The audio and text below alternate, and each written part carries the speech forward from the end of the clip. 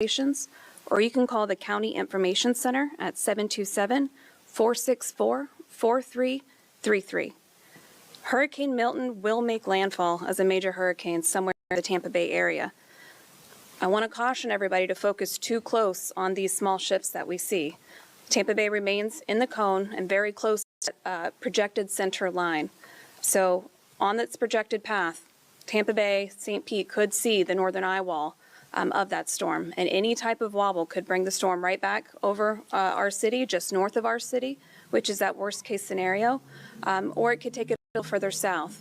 We just don't know, and we have to prepare for that scenario of what the National Hurricane Center is telling us, of that 10 to 15 feet of storm surge and winds up to 100 miles per hour.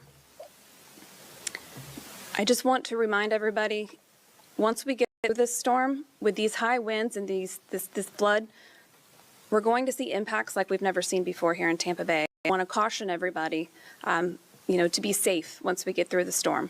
We don't want to go out. We don't want to sightsee. We're going to have hazards out there that we're just not used to. So we want you to shelter in place, stay at your shelter if you evacuated, and wait for official word from the city and from the county to let you know when it's all clear to get out. Our first responders will push out as soon as they can to help those residents in need, but part of that first push is also clearing the roadways so that we can get folks to the hospital and to emergency care if they need it.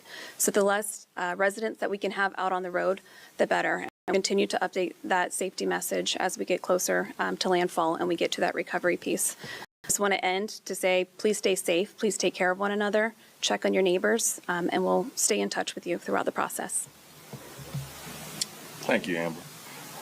We are really blessed to have a great congressional representative in Kathy Castor, who is always engaged in our community, even before a storm like this, but especially during this hurricane, engaging the federal government, making sure we get all the support we need. So I just want to thank you for being here, Representative. I'd like to hear from you. Thank you, Mayor Welch, and thanks to everyone here at the St. Petersburg Emergency Operations Team, to the St. Pete Police Department and Fire Rescue. I want to assure everyone, all of our neighbors across the city of St. Petersburg, that your federal partners are fully engaged in the preparation for Hurricane Milton. That includes FEMA, that includes the United States Coast Guard, that includes the National Hurricane Center and the National Weather Service. It was very important that the FEMA Administrator, Dan Criswell, was here in St. Petersburg yesterday meeting with Mayor Welch and his team. She is assuring everyone that FEMA has the resources necessary to respond to this disaster. This is the largest mobilization of FEMA personnel in recent history, and they have pre-positioned supplies that are needed in the recovery phase and response phase as well. That includes meals, water, tarps. They have search and rescue teams poised to go out into the bay, into the waters, to make sure that they are able to respond to any life-threatening situations.